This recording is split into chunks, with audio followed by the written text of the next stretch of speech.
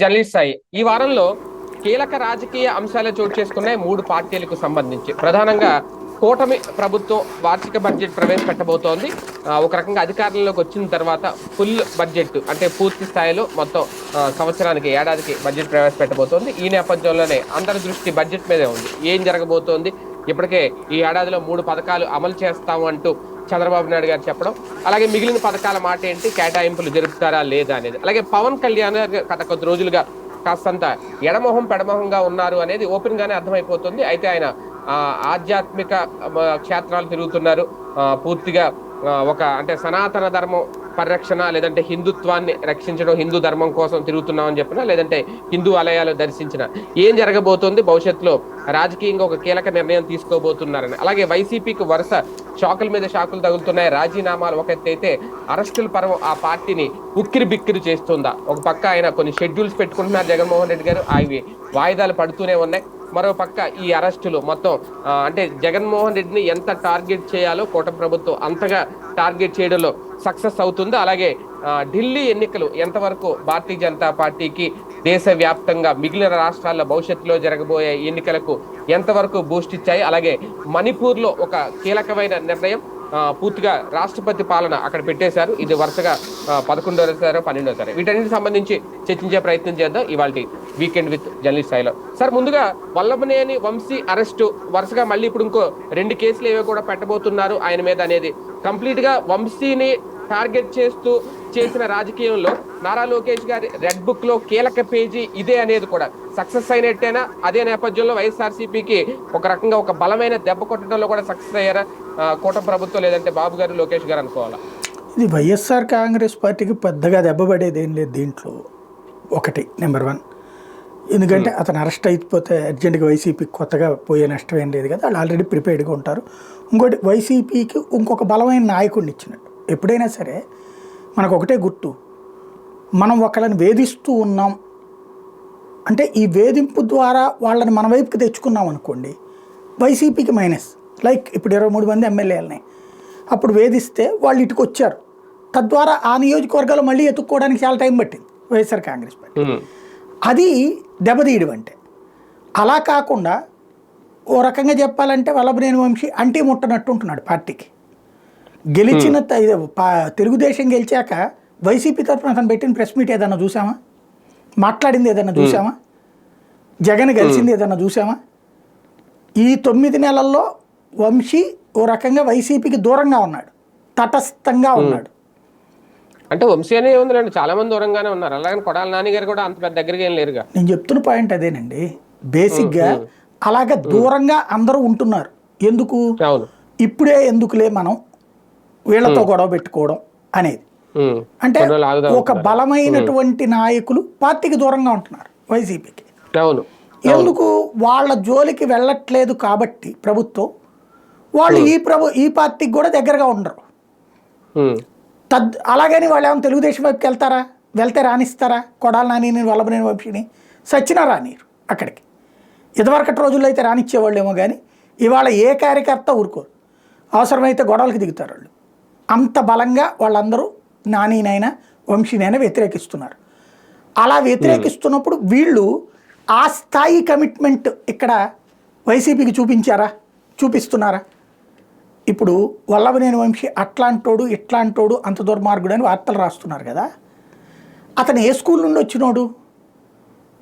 స్కూలే. మరి అప్పుడు మంచోడా, ఇప్పుడు చెడ్డోడయ్యాడా? లేకపోతే అప్పటి కేసులు కూడా ఇప్పుడు పెడుతున్నారా? ఇది ఒక ఆస్పెక్ట్.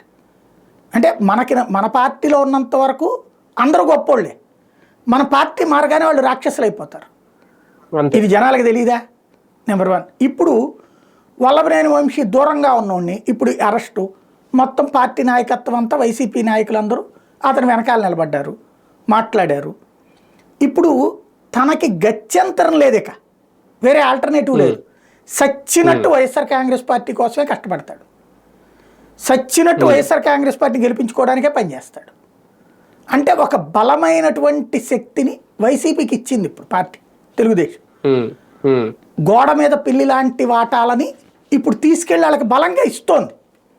ఎప్పుడైతే కష్టం వచ్చిందో నష్టం వచ్చిందో ఒకటి భయపడి లొంగిపోవాలి. ఇది లొంగిపోయే రకాలు కాదు. కానీ కన్విన్స్ చేస్తే చేరిపోయి ఉండేవాళ్ళు. కానీ కన్విన్స్ చేసే ఉద్దేశం ఇప్పుడు తెలుగుదేశానికి లేదు. కొడాలి నాని అయినా వల్లభనేని వంశీ అయినా వీళ్ళు ఏమనుకుంటున్నారంటే ఒకప్పుడు తెలుగుదేశం స్కూల్ నుంచి వచ్చిన వాళ్ళవే కాబట్టి, ప్లస్ సామాజిక వర్గ పరంగా మనకు అదే బలం ఉంది కాబట్టి మనకు కొన్ని రోజుల పాటు మనం తటస్థంగా ఉంటే ఆ తర్వాత అక్కడ ఆల్టర్నేటివ్ వాళ్ళకి ఇప్పుడు అతను వెనుగళ్ళ రాము పెద్దగా యాక్టివ్గా లేడు, అతని అనుచరుడు తులసిబాబు కూడా అరెస్ట్ అయ్యి వెళ్ళిపోయాడు. ఇక్కడ యార్లగడ్డ ప్రయత్నిస్తున్నాడు. కానీ అంటే ఈ వైసీపీ నుంచి కాంగ్రెస్ నుంచి వచ్చిన వాళ్ళు తెలుగుదేశంలో అబ్జర్వ్ చేసుకోవడం కొంచెం కష్టం. ఎందుకంటే ఇదేంటంటే వ్యక్తి పూజ పార్టీ, వ్యక్తి ఆధారంగా నడుస్తుంటది. ఇక మిగతా వాళ్ళందరూ సరసర వ్యవహారమే ఉంటుంది. కాంగ్రెస్లోనైనా ఈ వైసీపీలోనైనా అక్కడ నాయకత్వం ఓకే జగన్ వరకు, మిగతా దాంట్లో మిగతా వాళ్ళందరి దగ్గర ఉండాల్సిన అంటే లొంగి ఉన్నట్టు ఉండాల్సిన పనిలా ఎవడిష్టం వచ్చినట్టు ఆడు బ్రతికేయచ్చు అక్కడ. అలా ఎవడిష్టం వచ్చినట్టు ఆడు బతకడం వల్లే కదా పార్టీ అట్ట దాని ఇష్టం వచ్చినట్టు పాడైపోయింది. అట్లాగా స్వేచ్ఛ ఉంటుంది అక్కడ. ఇప్పుడు వంశీని ఏమన్నా ఎప్పుడన్నా పిలిచి జగన్ నువ్వు ఇది చెయ్యొద్దు ఇది చెయ్యి అన్నాడా? లేదు కదా. ఆ విచ్చలవిడి స్వేచ్ఛ అనుభవించారు. అదే తెలుగుదేశంలో అయితే కనుక అట్ట ఉండదు, క్రమశిక్షణ ఉంటుంది. ఆ బయట కాంగ్రెస్లోనో వైసీపీలోనో విస్తృత స్వేచ్ఛ అనుభవించినోడు ఇక్కడికి వచ్చి బతకడం కష్టం. కానీ తెలుగుదేశం స్కూల్ నుంచినే వెళ్ళినవాడు కాబట్టి మళ్ళీ వెనక్కి వచ్చి బతకగలడు వీళ్ళు ఇందులో. కానీ they won't accept, TDP accept చేయదు. అలాగని వాళ్ళు ప్రయత్నించారు, వెయిట్ చేస్తున్నారు స్టిల్ నౌ కొంతమంది. వీళ్ళని తెలుగుదేశం తీసుకునేటట్టయితే శాంతం అయిపోవడమే కాదు, రివర్స్లో జగన్ అమ్మలక్కలు తిడతారు రేపు పొద్దున. ఇప్పుడు వీళ్ళని అట్ట తిట్టారు, వాళ్ళని అట్ట తిడతారు. తెలుగుదేశం అట్ట తీసుకోవట్లేదు కాబట్టి ఇప్పుడు ఇంకోటి కేసులు పెడతారు, అరెస్టులు చేస్తారు, జైళ్ళలో పెడతారు, అనుచరుల్ని బయటికి రానియరు. ఇదంతా చేసినప్పుడు వాళ్ళందరినీ కాపాడుకోవడానికి, తనని తాను కాపాడుకోవడానికి అయితే రేపు పొద్దున కేసులు జీవితకాలం ఉండాలి, జీవితకాలం తెలుగుదేశంలోని అధికారంలో ఉండాలి, మనం ఉన్నా లేకపోయినా పర్లేదు, మనం జైల్లో ఉన్నా పర్లేదు అని ఎవడన్నా అనుకుంటాడా? ఫ్యూచర్లో సచ్చినట్టు వాళ్ళు మళ్ళీ అక్కడికి వెళ్తారు. ఇదివరకు రౌడీ నాయకులు ఫ్యాక్షన్ నాయకుల దగ్గర ఒక ఇది నేను 30 minutes ఇదండి సంగతికి స్టోరీలు చేశాను. అంటే జెమినీలో ఉన్నప్పుడు ఇదండి సంగతి అని ఉండేది, అప్పట్లో బాగా పాపులర్. అరగంట స్టోరీ 3 స్టోరీలు ఇచ్చేవాళ్ళం, దాంట్లో చాలా హోంవర్క్ చేసేవాళ్ళం అనమాట. అట్లాగే టీవీ 9లో 30 minutes మీకు తెలిసిందే. ఈ రెండిట్లో కూడా బాగా కష్టపడాలి ఇవన్నీ. అప్పుడు నేను ఈ ఫ్యాక్షనిజం ఏరియాల్లో, రౌడీయిజం ఏరియాల్లో ఉన్నటువంటి వాళ్ళతో మాట్లాడి కొన్ని స్టోరీలు చేశాను, అందుకని నాకు బాగా గుర్తు. ఏం చేస్తారంటే అక్కడ రౌడీ నాయకులు వాళ్ళ అనుచరులు కొన్ని కేసుల్లో ఉండాలని వాళ్ళే కోరుకుంటారు, ఫ్యాక్షన్ నాయకులైనా సరే. అలా ఉన్నంతసేపే వీళ్ళ చేతుల్లో ఉంటారు వాళ్ళు. ఎందుకు? ఇవాళ కాకపోతే రేపు మనోడు అధికారంలోకి వస్తాడు, మన మీద కేసులు ఎత్తేపిస్తాడు అని చెప్పి. అదే కనుక వాళ్ళకి మీద ఏ కేసులు లేవు, ఏ ఒత్తిడి లేదు, ఏ పోలీస్ ప్రెషర్ లేదనుకోండి, ఈ నాయకులు కూడా పక్కన పెట్టేసి అడి పని ఆడు చేసుకుంటాడు. కాబట్టి కావాలని అవసరమైతే పోలీసులతో చెప్పి మరి ఏదో ఒక కేసులో వాళ్ళే ఇరికించుకుంటారు. ఆ విధంగా జరుగుతుంటుంది. లేదా అధికార పక్షం ఇరికించినప్పుడు సపోర్ట్ చేసి యువతలు తీసుకురావడం ఏదో చేస్తారన్నమాట. ఇప్పుడు అదే రాజ్యం ప్రస్తుతం మళ్ళీ వచ్చింది. 70ల నాటి ఆంధ్రప్రదేశ్. ఇప్పుడు తేడా ఒక్కటే, ఆనాడు రౌడీలో ఫ్యాక్షనిస్ట్లో చేస్తున్నారు, ఈనాడు అధికారం పక్షం వ్యవస్థ చేస్తున్నాయి. ఇప్పుడు కేసులు పెడతారు. కేసులు పెట్టినప్పుడు వంశీకి ఆల్టర్నేటివ్ ఏంటి? ఓ షెల్టర్ కావాలి కదా, పొలిటికల్ షెల్టర్. ఇంకోటి అతని యాటిట్యూడ్ లొంగే రకం కాదు. మొండోడు రాజు కంటే బలవంతుడు. అయితే 4 రోజులు జైల్లో ఉంటాడు, తర్వాత ఏం చేస్తాడు? వెళ్ళి కాళ్ళు పట్టుకుంటాడా? లేదు. ఖచ్చితంగా కసి తీర్చుకోవాలనుకుంటాడు. కసి తీర్చుకోవాలంటే ఎదగాలనుకుంటాడు. ఎదగడం అంటే గెలవడం అనుకుంటాడు. తను గెలవడం అంటే పార్టీని గెలిపించాలనుకుంటాడు. కాబట్టి ఒక రకంగా వంశీని అరెస్ట్ చేయడం ద్వారా జగన్కి దూరంగా ఉన్నటువంటి ఒక నాయకుడిని తోడిచ్చినట్టు. సేమ్ టైం తనని కనీసం నాకు తెలిసి 6 నెలల నుంచి ఏడాది బయటికి రానికుండా చూడటానికి తెలుగుదేశం వ్యూహం అనుసరిస్తుంది, పోలీసు యంత్రాంగం వ్యూహం అనుసరిస్తుంది. ఒక కేసు బయటకు వచ్చాడు, ఇంకో కేసు, ఆ కేసు బయటకు వచ్చాడు, ఇంకో కేసు. ఎట్లయితే నందిగం సురేష్ని బయటికి రానికుండా కేసు మీద కేసు పెట్టి జైళ్ళలో పెట్టారో, అదే విధంగా మాచర్ల ఆయన్ని పెట్టారో. అదే ఇప్పుడు వచ్చినాయి, ఇద్దరికీ వచ్చినాయి బెయిల్. బట్ చాలా రోజులు ఆపారు కదా, 3 నెలలో 4 నెలలో, దాదాపుగా 5-6 నెలలు. అట్లాగే ఇప్పుడు ఇతన్ని కూడా కనీసం ఒక ఏడాది పాటు జైల్లో నుంచి బయటకు రాకుండా చూసే ప్రయత్నం అయితే చేస్తారు. కానీ ఒకటి సార్, మిగిలిన నాయకులతో మనం వంశీనో లేదంటే కొడాలి నాని గారిని కంపేర్ చేయలేమేమో. ఎందుకంటే ఇందాక మీరు మాట్లాడినట్టు ఒకవేళ ప్రత్యామ్నాయం చూసుకున్నా, ఒకవేళ మళ్ళీ అవకాశం కోసం చూసుకున్నా, ఆ స్థాయిలో అంటే అందరు చేసే కన్నా ఒక మెట్టి పైనే ఉంటారు ఎప్పుడు వీళ్ళిద్దరూ కూడా. ఆ స్థాయిలో విమర్శలు చేసి మళ్ళీ ఒక రకంగా అదే స్కూల్ నుంచి వచ్చిన మళ్ళీ అదే స్కూల్ కి వెళ్ళడం అనేది అసలు జరుగుద్దా? వెళ్ళలేరు వీళ్ళు, అదే నేను చెప్తుంది. వెళ్ళడం ఇక సాధ్యం కాదు, ఆ పని అయిపోయింది.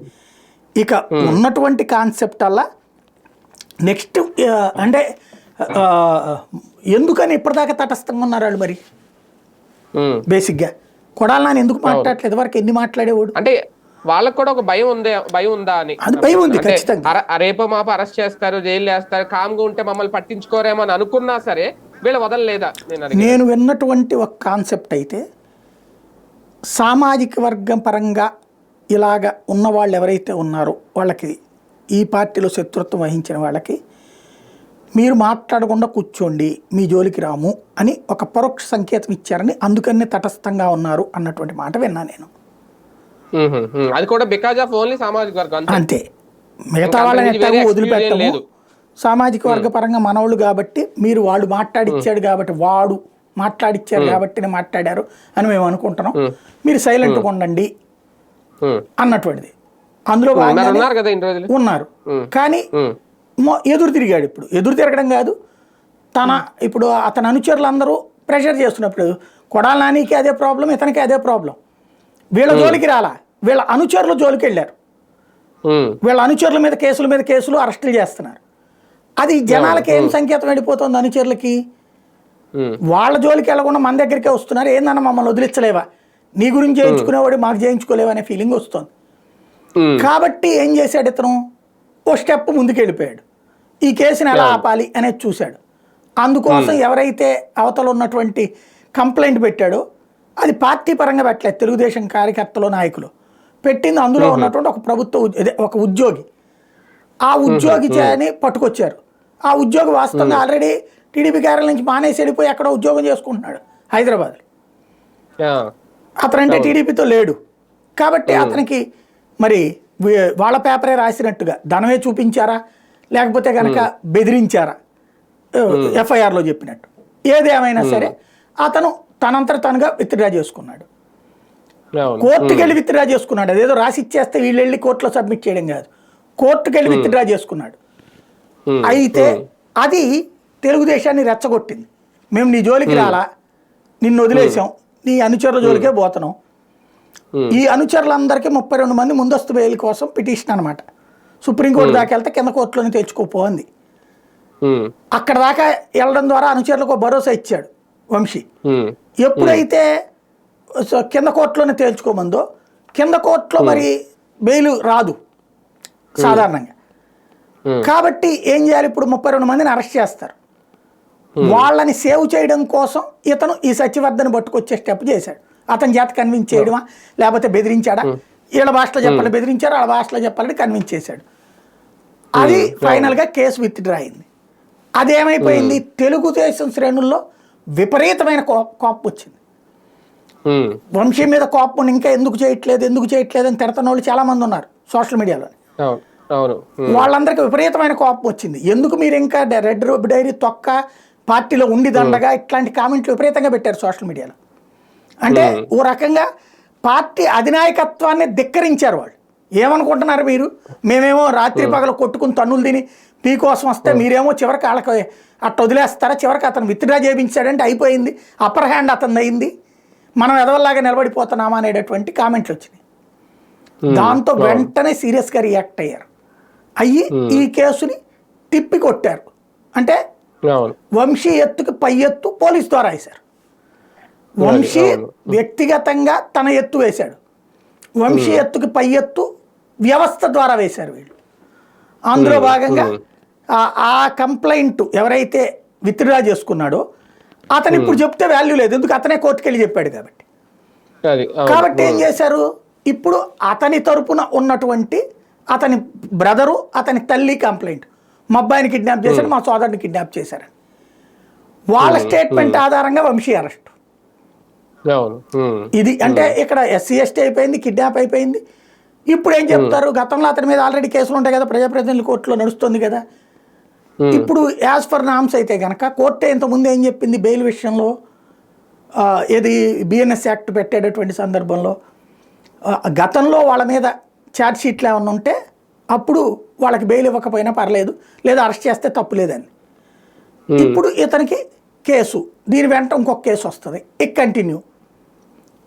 ఇప్పుడు ఇతన్ని ఎంతకాలం జైల్లో ఉంచితే అంత వాళ్ళ ఆవేశం చల్లారుతుంది తెలుగుదేశం వాళ్ళకి, అది చేసి చూపెడతారు ఇప్పుడు. అవును, ఒక రకంగా మొన్నే అనుకుంటాను, ఈ టీడీపీ సెంట్రల్ ఆఫీస్ సంబంధించి దాడి జరిగినప్పుడు కూడా 40 మందికి ఎంతమందికో బెయిల్ వచ్చిందన్నారు, 44 మందికో.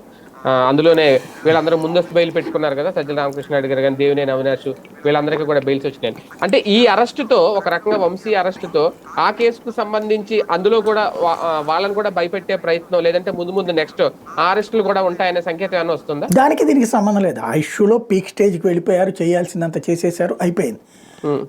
ఇక్కడ వంశీని సజ్జలని ఒక కోణంలో చూడలేం. సజ్జల వైసీపీ మనిషిగానే చూస్తారు వాళ్ళు. వంశీని కొడాలని మన స్కూల్లో నేర్చుకుని మనకే ఇట్లా మాట్లాడతారా అన్నది ఇలా కోపం. అదేదో సామెత ఉంది కదా, పెట్టనం మెట్టకు పెట్టదు పెట్టే డాష్ డాష్కి ఏదైందని. అట్లాగా నువ్వు మిగతా వాళ్ళది సరే, వైసీపీ మనం తెలుగుదేశం, వాళ్ళు మనల్ని ధిక్కరించాలి, మనం వాళ్ళని ధిక్కరించాలి, ఇది ప్రొవిజన్, తప్పేం లేదు. కానీ మన స్కూల్లో ఉన్నోడు మనల్నే వ్యక్తిగతంగా దూషించాడు, వాళ్ళకంటే ఎక్కువ అనే కసి వీళ్ళకు ఉంది. దానికి తోడు వెంకట్రావుకి యమాకసి ఉంది. ఆ వెంకట్రావు ఇక్కడ పార్టీ అధినాయకత్వం మీద తను సోషల్ మీడియాలో మంచి పట్టుంది. వెంకట్రావుకి సోషల్ మీడియా మంచిది ప్లాట్ఫామ్ మెయింటైన్ చేస్తున్నాడు అతను. ఆ బ్యాచ్ అంతా ఇక్కడ వీళ్ళని మిగతా టీడీపీ క్యాడర్ని ప్రొవోక్ చేయడంలో సక్సెస్ అయింది. ఆ దెబ్బే వంశీని అరెస్ట్లో కీలక. అంటే ఓ రకంగా చెప్పాలంటే అరెస్టు చేయించడం అనివార్యమైంది అధినాయకత్వానికి, అదే జరిగింది. అంటే తప్పలేదు, ఇంకా చేయాల్సిందేమో. సార్, ఇదే టైంలో ఈ వారంలో పెద్దిరెడ్డి రామచంద్రారెడ్డి వ్యవహారంలో కూడా తెలుగుదేశం పార్టీ అంటే అది ఈనాడు సక్సెస్ అనుకోవాలా, టీడీపీ సక్సెస్ అనుకోవాలా, అలాగని చెప్పి ఆయన ఇంకా అరెస్ట్ చేయడాలు ఇవన్నీ జరగకపోయినా కేసులు పెట్టడం, కొన్ని సెక్షన్లో పెట్టే ప్రయత్నం చేయడం, అంతవరకు తెలుగుదేశం పార్టీ లేదంటే రాష్ట్ర ప్రభుత్వాన్ని ఎలా చూడాలి? అది దాంట్లో అయితే కనుక ఇంకా ఏమి కేసులు పెట్టలేదు, పెడతారు అన్నటువంటిదే రాశారు. ఈనాడుకి ఒక కోపం ఉంది పెద్దిరెడ్డి వాళ్ళ కుటుంబం మీదన. నెంబర్ 1 ఫస్ట్లో ఏంటంటే చంద్రబాబు నాయుడు గారిని కుప్పంలోనే ఓడించాలనుకున్నటువంటి ప్రయత్నానికి ఆయన నాయకత్వం వహించాడు కాబట్టి ఆ కోపం బాబు గారికి ఉంది. బాబు గారి కోపాన్ని బాబు గారి మానసపుత్రికగా ఈనాడు తీసుకుంది ప్రెస్టేజియస్గా. అందులో భాగంగా పెద్దిరెడ్డిని టార్గెట్ చేస్తా స్టోరీలు బిగించేసింది. అది ముదురుపెండం కదా, అంటే లొంగిపోయి భయపడిపోయి ఇప్పుడు వీళ్ళందరూ ఏంటి, వైసీపీ నాయకులందరూ ఈ ప్రింట్ మీడియా సోషల్ మీడియాలో వీళ్ళ దాడికి తట్టుకోలేక పారిపోతున్నారు, దూరంగా ఉంటున్నారు జగన్కి. అయితే పెద్దిరెడ్డి వాళ్ళు అది పట్టించుకునే రకం కాదు. రెండవది ఎదురు తిరిగే రకం. ఇప్పుడు ఉండవల్లి అరుణ్ కుమార్ లాంటోడు సాంతం రాజకీయం వదిలేసి కూర్చున్నాడు ఈనాడు దెబ్బకి. లేకపోతే ఒక ఎంపీగా చేసినటువంటి వాడు సాంతం రాజకీయ సన్యాసం ఏంటి? ఆర్థికం సరే సమస్య ఉంది అతనికి, కానీ రాజకీయం పారిపోవాల్సిన నెసిటీ లేదు కదా, కానీ కూర్చున్నాడు. వీళ్ళకి ఆర్థికం కూడా ఉంది కాబట్టి ఎదురు తిరిగారు. పరువు నష్టం దావాలు 2 వేశారు ఈనాడు మీద, మిగతా వాటి మీద కూడా వేస్తున్నారు. పైగా మిథున్ రెడ్డి పార్లమెంటరీ పార్టీ నాయకుడు కాబట్టి, ఇదే లోక్సభ పక్ష నాయకుడు కాబట్టి అక్కడికి వెళ్ళి ఈ మార్గదర్శి ఫైనాన్సు ఈనాడు వ్యవహారాలు అక్కడ ప్రస్తావించాడు. అది పెద్దిరెడ్డిని వీళ్ళు రెచ్చగొట్టారు, నువ్వు మేము రాస్తే పడుండు అని. ఎదురు తిరిగాడు. వాళ్ళు ఇంకొక అడుగు స్టెప్ వేసి పార్లమెంట్కి వెళ్ళి మరి వాయించడం బిగించేశారు. వీళ్ళు వీళ్ళ చేతిలో ఉన్న పవర్ కొద్దీ రోజు స్టోరీల మీద స్టోరీలు రాసి చంద్రబాబు గారికి ఇప్పుడు పరీక్ష పెడుతున్నాను, నువ్వు ఏమైనా చేయి, పెద్దిరెడ్డిని లోపలేసి మిథున్ రెడ్డిని లోపలేసి అని. వాళ్ళు మొన్నటిదాకా ఏంటంటే జగన్ అంటే అపారమైన అభిమానం ఉంది, ప్రేమ ఉంది, కానీ అనవసరపు కాంట్రవర్సీల జోలికి ఎందుకు లేని సైలెంట్గా ఉన్నారు మిగతా ఇష్యూస్ అన్నిట్లలో. ఎప్పుడైతే వాళ్ళని వేటాడుతున్నారు ఏం చేస్తారు? పర్లేదు ఈనాడు చెప్పింది కాబట్టి మేము దొంగలమైన ఇంట్లో కూర్చుంటారా? ఎదురు తిరగడం ప్రారంభించారు. అది ఇప్పుడు పీక్ స్టేజ్కి వెళ్ళిపోయారు. ఓ రకంగా చెప్పాలంటే ఇప్పుడు నేను చెప్పినట్టే చంద్రబాబు గారి అరెస్ట్కు ముందు తెలుగుదేశం, బాబు గారి అరెస్ట్ తర్వాత తెలుగుదేశం. బాబు గారి అరెస్ట్కు ముందు తెలుగుదేశం భయభ్రాంతులకు గురైంది, అరెస్ట్ రోజులు కూడా భయభ్రాంతులకు గురైంది. ఆ తర్వాత పవన్ కళ్యాణ్ వచ్చి సపోర్ట్ చేయడం పుణ్యమా కావచ్చు, లేదా ప్రతి కార్యకర్తలు వచ్చిన రగిలిన ఆగ్రహం కావచ్చు. ఆ కసితో అప్పటి నుంచి సైలెంట్గా ఎక్కడెక్కడో పని చేసుకుంటున్న వాళ్ళు కూడా సెలవులు పెట్టి ఇక్కడికి వచ్చేసి పని చేయడం ప్రారంభించారు, ఇంటింటి దగ్గర తిరగడం ప్రారంభించారు. అట్లాంటి అంటే ఒక కసిని ఈ అరెస్టుల ద్వారా తీసుకెళ్లారు. ఆ విధంగా బాబు గారికి ఒక బలమైన శక్తిని ఓసారి మనం అప్పుడు డిబేట్లో చూస్తే కూడా నేను చెప్పా, బాబు గారికి మంచి బలం ఇస్తున్నారు వీళ్ళు, వరుసపెట్టి కేసులు పెడతా ఉంటుంటే వాళ్ళందరికీ తమ నాయకుడిని తమ పార్టీని రక్షించుకోవడానికి కసిగా పనిచేస్తారు, పోతే పోయామనుకుని వస్తారు, ఆ స్టేజ్ తెచ్చి పెడుతున్నారు వీళ్ళు అనేది. ఇప్పుడు అట్లాగే బాబు గారి టీము జగన్కి ఒక లైఫ్ ఇస్తుంది. ఈ నాయకులందరినీ వీళ్ళు ఎంత టార్గెట్ చేస్తే వీళ్ళు పారిపోరు, ఎందుకంటే ఇంకొక ఆల్టర్నేటివ్ లేదు. ఇప్పుడు తెలంగాణలో ఉందనుకోండి, ఆ బీఆర్ఎస్ వాళ్ళని వేధిస్తే బీజేపీ కన్నా పోతారు, కాంగ్రెస్లో ఛాన్స్ లేకపోతే. ఇక్కడ అట్లా లేదు. ఇప్పుడు ఇదివరకు జగన్ వేధించినప్పుడు తెలుగుదేశం వైపుకి పోకుండా బీజేపీకి పోయారు కాపాడుకోవడానికి. ఆదినారాయణ రెడ్డి వీళ్ళందరూ అటుపోయారు కదా, రాయలసీమ నేతలందరూ. ఇప్పుడు ఇక్కడ ఆల్టర్నేటివ్ లేదు. ఎందుకు తెలుగుదేశం జనసేన బీజేపీ ఉండిపోయినాయి కలిసి. ఆల్టర్నేటివ్ లేనప్పుడు వీళ్ళు ఎక్కడికి వెళ్ళాలి? సచ్చినట్టు జగన్తోనే ఉండాలి. పైగా ఊరుకుంటారా? ఎదురు తిరుగుతారు. ఇప్పుడు కొత్తగా జగన్కి శక్తులను ఇస్తున్నారు వీళ్ళు పదే పదే వేధించడం ద్వారా. అవును అవును. కానీ ఒకటి సార్, పెద్దిరెడ్డి గారి విషయంలో అంటే పెద్దిరెడ్డి గారిని టార్గెట్ చేస్తున్నారా, పెద్దిరెడ్డి ఫ్యామిలీని టార్గెట్ చేస్తున్నారని? ఎందుకంటే ఇద్దరు కూడా తండ్రి కొడుకులు ఇద్దరు కూడా ఒక రకంగా ఎంత టార్గెట్ చేసినా వాళ్ళ పార్టీ మారే రకాలేం కాదు. ఎందుకంటే అంత క్రైసిస్ లో కూడా ఆయన అసెంబ్లీ నియోజకవర్గం గెలుచుకున్నారు, ఈయన మిథున్ రెడ్డి గారు ఎంపీ నియోజకవర్గం గెలుచుకున్నారు. కానీ ఇలా కేసుల ద్వారా టార్గెట్ చేసి ఇరికిస్తే అంటే వైసీపీకి ఒక రకంగా రాయలసీమకి లేదంటే అటు చిత్తూరు అన్నమయ్య జిల్లాలకు ఆ ప్రాంతానికి ఒక రకంగా పెద్ద దిక్కుగా ఉంటారు వైసీపీకి అంటారు ఈ ఫ్యామిలీ. అలాంటి వాళ్ళని కొట్టగలిగితే భవిష్యత్తులో తిరిగి ఉండదు, వైసీపీ కూడా ఇంకా కోలుకోలేదు, అందుకే ఈ టార్గెట్ ఏమన్నా ఆ వ్యూహం ఏమన్నా ఉందా టీడీపీ మధ్యలో? ఇప్పుడు సింపుల్ లాజిక్ ఏంటంటే, చంద్రబాబు గారిని ఆయన చెప్పిన ఆ మార్గంలో పార్టీ ప్రయాణం చేసింది అనుకోండి, తిరుగు ఉండదు. మధ్యలో డైవర్ట్ చేసేస్తారు, ఆయన మీదనే ప్రెషర్ చేసేస్తుంది, వాళ్ళ మీడియా డామినేట్ చేసేస్తుంది, వాళ్ళ సోషల్ మీడియా డామినేట్ చేసేస్తా. దాని పరిణామంలో ఆయన్ని ఆ ట్రాప్లోకి లాగుతారు. చంద్రబాబు గారికి ఎక్కువ వేధిస్తే ప్రమాదం అనేది తెలుసు. అంటే వీళ్ళందరికన్నా బాబు గారికి పెద్దిరెడ్డి గారి గురించి బాగా తెలిసి ఉంటది కదా. పెద్దిరెడ్డి అనే కాదు, ఎక్కువ వేధించడం మంచిది కాదు రాజకీయాల్లో అన్నది ఆయనకి తెలుసు. ఎందుకంటే మన కార్యకర్తలు మనం కాపాడలేము, రేపు పొద్దున్న అవతల అంత కసిగా వెళ్తే డేంజర్ అవుతుంది. చూశారు కదా, ఇప్పుడు రాజశేఖర్ రెడ్డి లాంటి మెంటాలిటీ జగన్ది కాదు, అది ఓపెన్ కదా. మొన్న ఏమీ లేకపోతేనే అంతకుముందు 2014-19లో పెద్దగా వేధించింది లేదు వైసీపీ వాళ్ళని, ఒక 10% వేధించి ఉంటారు. దానికి ప్రతీకారంగా 30 to 40% వేధించాడు. ఇప్పుడు వీళ్ళు 90% వేధించమంటున్నారు. పెద్దిరెడ్డి కుటుంబం మొత్తాన్ని టార్గెట్ చేస్తున్నారు. ఇప్పుడు ఒకటే ఏమిటంటే, ఇవాళ ఆంధ్రప్రదేశ్లో వైఎస్ఆర్ కాంగ్రెస్ పార్టీ తరపున ఏ ఒక్కడున్నా వాళ్ళు సమాజానికి ద్రోహులు, మనుషులు కాదు రాక్షసులు. వాళ్ళని అందరినీ ఏదో ఒకటి చేసేయాలి, వాళ్ళు ఇందులో తినేస్తారు అందులో తినేస్తారు. అదే తెలుగుదేశంలో ఉన్నటువంటి వాళ్ళు సత్పురుషులు, వాళ్ళు దైవాంశ సంభూతులు, అసలు వాళ్ళు మాత్రమే ఈ సమాజంలో బ్రతకడానికి అర్హులు. మిగతా వాళ్ళందరూ రాక్షస జాతి అయితే వీళ్ళు దేవతల జాతి అనేటటువంటి కోణంలో వార్తలు నడుస్తున్నాయి. ఆ విధంగా మోటివేట్ చేస్తున్నారు. సరే, పబ్లిక్ అది అర్థం చేసుకుంటారు, పబ్లిక్ పట్టించుకోరు. ఇక్కడ రెండు కోణాలు చూడండి. ఒక్క పెద్దిరెడ్డే కాదు, రెడ్డి అనే పేరుతో వాళ్ళ హోటల్ నడవని ఎట్లా, బోర్డుల మీద రెడ్డి అనే పేర్లు ఉండని ఎట్లా ఉంటే ఆ తర్వాత వ్యాపారాలను ఏ ఒకటి దెబ్బతీస్తున్నారు. వ్యాపారమా ఉద్యోగమా ఏదైనా సరే, రెడ్డి హోటల్ అనే దాన్ని కూడా ముయించారు. రెడ్డి అనే పేరుని ఒక విలన్గా చూపిస్తున్నారు. వాస్తవంగా జగన్ని కాదని రెడ్లు కనీసం 70% మంది తెలుగుదేశం కూటమి కోటేశారు జగన్ మీద ద్వేషంతో. ఎందుకని? మమ్మల్ని తినేవలేదు, మా రెడ్డి అనుకుంటే మాకేమాత్రం ఉపయోగపడలేదు అని. ఆ తర్వాత ఇవాళ అదే వాళ్ళకి ఇవాళ రెడ్డి అంటే ఉద్యోగుల్లో ఉన్న ప్రతి రెడ్డి విలనే, వ్యాపారాలు చేసే ప్రతి రెడ్డి విలనే. రెడ్డి అంటే చాలు వాళ్ళని సమాజానికి ద్రోహులుగా చూపెడుతున్నారు. ఇదివరకటి రోజుల్లో కమ్మ సామాజిక వర్గం చౌదరి అంటే వాళ్ళు విలన్లుగా చూస్తే వీళ్ళు రెడ్డిని విలన్గా చూస్తున్నారు. ఇది చంద్రబాబు యాక్సెప్ట్ చేయడు. కానీ ఇప్పుడు అదే బాబు కానీ అదే పార్టీ కానీ ప్రభుత్వం కానీ అమలు చేస్తున్న సూత్రం, ఇందులో పెద్ద రెడ్లని పెద్దారెడ్లని వెంటాడుతున్నారు. ఉమ్, కేసులు, పత్రికల్లో వార్తలు ఏ స్థాయిలో ఉన్నాయంటే ఇప్పుడు అతని పేరేంటే కేతిరెడ్డి పెద్దారెడ్డి, ఇప్పుడు ఈ రెడ్డి, అవును, అట్లాగే ఆ కేతిరెడ్డి పెద్దారెడ్డి వాళ్ళ ఇంకో బంధువు అవుతాడు కదా అతను. అవును. వీళ్ళందరూ ఇవాళ అకస్మాత్తుగా రాక్షసులు. కేతిరెడ్డి వెంకటరామరెడ్డి వీళ్ళందరూ కూడా ధర్మవరం.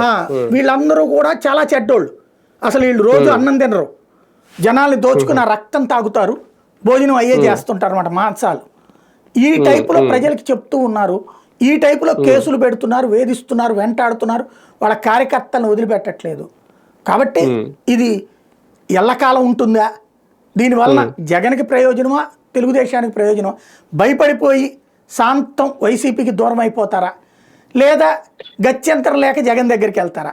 ఇది చూడాలి. కానీ ఒకటిసారి ఇక్కడ పెద్దిరెడ్డి గారి విషయంలో సాధించింది ఏంటి, భవిష్యత్తులో ఏం సాధించాలనుకుంటుంది అనేది, లేదంటే మిథున్ రెడ్డి గారు సడన్ గా పార్లమెంట్ లో అంశం, మార్గదర్శి అంశం లేవనెత్తారు కాబట్టి, కేంద్రాన్ని అడిగారు కాబట్టి దాంతో ఏమైనా సైలెంట్ అయిపోయింది? ఏం లేదు, ఒక 10 రోజులన్నా అరెస్ట్ చేయాలని చూస్తున్నారు, కానీ వాళ్ళ దగ్గర ఆధారాలు ఏమి లేవు. ఇప్పుడు వంశీ దాంట్లో కూడా ఆధారాలు ఏమి లేవు. 71వ నిందితుడిగా పెట్టారు, అందులో పార్టీ కార్యాలయం మీద దాడి దాంట్లో. సరే, అతనికి అనుచరులే చేస్తారు, కానీ అతనే చేయించాడు అన్నటువంటి ఎవరో ఏదో రకంగా అరెస్ట్ చేసేసారు. ఇక్కడ టాపిక్ దొరికింది, ఇక్కడ వీళ్ళ దగ్గర అట్లాంటి టాపిక్ దొరకల. మదనపల్లికి ట్రై చేశారు, ఉద్యోగులే చెప్పలేదు. నేనట చెప్తా, ఉద్యోగి తనను తాను దొంగను ఒప్పుకుని పెద్దిరెడ్డి చేయించాడని చెప్పాలి. ఏ ఉద్యోగాన్ని అట్ట చెప్పి జీవితకాలం చేస్తాడా? ఏమున్నాయి ఆధారాలు అందులో? ఏం ఆధారం ఉంది? పేపర్లో ఆధారం ఉంది. ఈనాడు జ్యోతి చదువుకుని నిజమే అని చెప్పి ఉరేసేయాలి జడ్జి గారు. పాపం వాళ్ళకి అది చేత కావట్లేదు న్యాయస్థానాలకి, అందువల్ల ఆగిపోతుంది. లేదు, ఆ తర్వాతన అక్కడేదో భూములు తినేసాడు, అది తినేసాడు, ఇది తినేసాడు. ఇప్పుడు భూముల ఆక్రమణకు సంబంధించి ఇవన్నీ ఏముంటాయి? న్యాయ వ్యవస్థ ఉంటాయి. ఇప్పుడు రోజు తెలుగుదేశం ఆఫీస్కి వస్తున్నారు భూములు పరిష్కారం అది అనేసి. భూ లిటిగేషన్ అనేది తరతరాల లిటిగేషన్, అది దాన్ని పరిష్కరించాలి అంటే చట్టపరంగా తప్పించి నువ్వు నీ ప్రభుత్వ ఆదేశాల ప్రకారం ఏం చేయలేవు. అయితే గీతే అవతలోడి ఆర్థిక మూలాలు దెబ్బతీసే ప్రయత్నం చేస్తావు. ఇప్పుడు లెక్కర్ అన్నారు, ఏం తేల్చారు దాంట్లో? లేదు, తినుంటారు అంతే, మైనింగ్ తినుంటారు అంతే, ఇసుక తినుంటారు అంతే. ఇప్పుడు మీరు నాకు ₹1 కోటి ఇచ్చారు అంటే మీ చేత ₹1 కోటి ఇచ్చానని స్టేట్మెంట్ ఇస్తే సరిపోదు. త్రూ ఎలా? బ్యాంక్ అకౌంటా, లేదా సోన్స్ వాళ్ళ సమక్షంలోనా ప్రూఫ్ అది కావాలి. అట్లాంటి ఏం సమకూర్చలేకపోయారు వీళ్ళు, కాబట్టి వర్కౌట్ కావట్లేదు. ఏదన్నా ఒక బలమైన ఆధారం దొరికితే కొడతారు గ్యారంటీగా. అలాగే మరి తాటాకి చెప్పులు అనుకోగలమా వీటిని? తాటాకి చెప్పులేం కాదండి, చుట్టూ ఓ రకంగా ఉచ్చల్లి కూర్చున్నారు. ఈ ఉచ్చులో వాళ్ళు పడలేదు ఇంతవరకు. రెండోది, ఆ ఉచ్చుకి భయపడట్లా. ఇప్పుడు ప్రస్తుతం టార్గెట్ పెద్దదే ఖచ్చితంగా. పెద్దిరెడ్డి, మిథున్ రెడ్డిని ఒక్క వారం రోజులన్నా అరెస్ట్ చేసి జైల్లో పెట్టాలన్నటువంటి కసి ఉంది వాళ్ళకి. వాళ్ళు మరి దానికి ప్రిపేర్ అవుతారు నాకు తెలిసి. కానీ ఇంత స్ట్రాంగ్ టార్గెట్ ని మిథున్ రెడ్డి ఒంటి చేతితో ఎదుర్కోగలరా? ఒక మార్గదర్శి అంశం లాంటిది లేవనెత్తినంత మాత్రాన్న టాపిక్ డైవర్ట్ చేయగలుగుతారా, లేదంటే అరెస్ట్ నుంచి తప్పించుకోగలుగుతారా? డైవర్షన్ ఎందుకు? నాకు అర్థం కాల. రోజు వాళ్ళని తిట్టే దాంట్లో డైవర్షన్ ఏమన్నా చేస్తాడా? వాళ్ళు ఎవరైనా చేయగలుగుతారా? టీడీపీ నాయకులందరూ ప్రెస్ మీట్ పెట్టి మరీ చెప్పారు. ఓకే, అది ఈనాడు పెట్టించిందా వాళ్ళు పెట్టారో తెలియదు కానీ చెప్పారు, ఈ పాయింట్ రేజ్ చేస్తే ఆధారాలు దొరికితే దాన్ని తప్పించుకోవడానికి మార్గదర్శి మీద బుర్ర జల్లుతారా, ఈనాడు మీద బుర్ర జల్లుతారా? అసలు దానికి దీనికి మార్గదర్శి ఎప్పటి నుంచి ఉంది? మార్గదర్శిలో ఎందుకు మూసేశారు? ఫైనాన్స్ మూసేశారా లేదా? అవును. మరి అప్పుడు విషయం ఎవరు జిమ్మినట్టు? ఆ రోజున కూడా అదే రాశారు కదా, రాజశేఖర రెడ్డి విషం జిమ్మాడని. మరి ఎందుకు మూసేశారు? నీది నిజాయితీతో అయితే ఎదుర్కోవాలి. నువ్వు రిజర్వ్ బ్యాంక్ రూల్స్ నేను పాటించా, లేదా నా హిందూ అవిభాజ్య కుటుంబ వ్యవస్థ ప్రకారం పెట్టుకునే దమ్ము నాకుంది, నాకు అది చట్టబద్ధం అని ఆ రోజున కూడా వాదిస్తానే ఎడిటోరియల్ కాలమ్స్ రాశారు కదా. మరి ఎందుకు తీసేసావు నువ్వు? తీయకూడదు కదా. అప్పుడు ఎవరు అప్పర్ హ్యాండ్ అయినట్టు? అప్పుడు ఎవరు తప్పు చేసినట్టు? ఇప్పుడు వీళ్ళు రాశారని వీళ్ళు ఏమన్నా ఆ భూములు ఏమన్నా రాసిచ్చేశారా, లేదా వ్యాపారాలు ఏమన్నా మూసేశారా? లేదు కదా. తప్పు చేస్తే చేసి ఉండాలి. తప్పు ఎవరు చేసినట్టు వీళ్ళిద్దరిలో? మార్గదర్శి ఫైనాన్స్ మూసేసింది ఈనాడు. అందులో డబ్బులు కొంతమందిది ఏది ఈనాడు అనడానికి లేదు, మార్గదర్శి సంస్థ ఈనాడు యాజమాన్యం, దాని యాజమాన్యం కూడా ఫైనాన్స్ మూసేసింది కదా. బేసిక్గా అయితే మూసిన మాట అయితే వాస్తవం కదా. మరి ఇక్కడ వీళ్ళదైతే కనుక వీళ్ళ వ్యాపారం ఏం మూసుకోలేదు కదా, నడుస్తోంది కదా. కాబట్టి ఎవడికి ఇది ఓ రకంగా పచ్చి భాషలో, నాటు భాషలో చెప్పాలంటే బలిసినోళ్ళ కొట్లాట. ఇద్దరు ఎవరు ఉచ్చి ఎవరు బిగించుకుంటారో చూడాలి. కానీ పెద్దిరెడ్డి, మిథున్ రెడ్డి ఇద్దరిని అరెస్ట్ చేయాలన్నా సార్ వ్యూహం ఇదంతా, లేదంటే ఓన్లీ పెద్దిరెడ్డి ఒక్కటే టార్గెట్? నేను అనుకోవడం మిథున్ రెడ్డిని అరెస్ట్ చేస్తే జగన్ భయపెట్టచ్చాను. ఎందుకంటే జగన్కి సన్నిహితంగా ఉంటుంది మిథున్ రెడ్డి.